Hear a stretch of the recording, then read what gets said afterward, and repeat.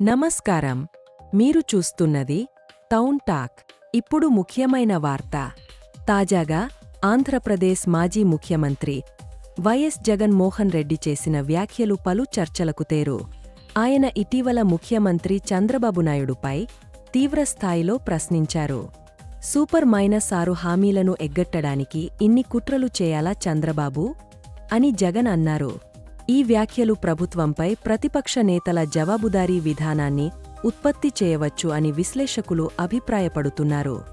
YS Jagan ఈ వ్యాఖ్యలను అధికారికంగా చేసిన ఒక సమావేశంలో చెప్పారు. ఈ వ్యాఖ్యలపై ప్రజల అభిప్రాయాలు వెల్లువెత్తుతున్నాయి. ఇప్పుడు జగన్ ఏమి అన్నారో విందాం.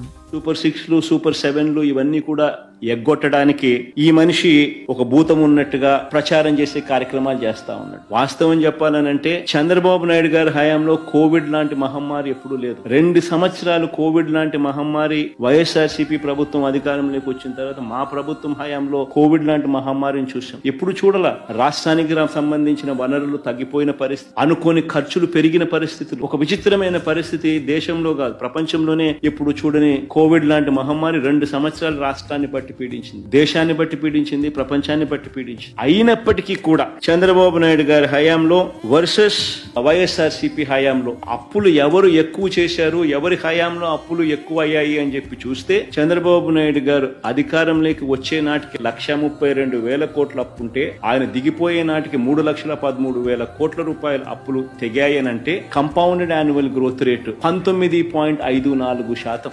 మా 5 సంవత్సరాల్లో 3,13,000 కోట్ల రూపాయల నుంచి 6,46,000 కోట్లకు మా హయాంలో అప్పులు పెరిగాయి అంటే కంపౌండెడ్ యాన్యువల్ గ్రోత్ రేట్ 15.61%. అంటే చంద్రబాబు నాయుడు గారి కంటే 4% అప్పులు తక్కువ మా హయాంలో జరిగినట్టుగా లెక్కలు క్లియర్ గా కనిపిస్తా ఉన్నాయి. అంటే ఎవరు ఆర్థిక విధ్వంసకారుడు అన్నదానికి ఇవన్నీ లెక్కలే సాక్ష్యం.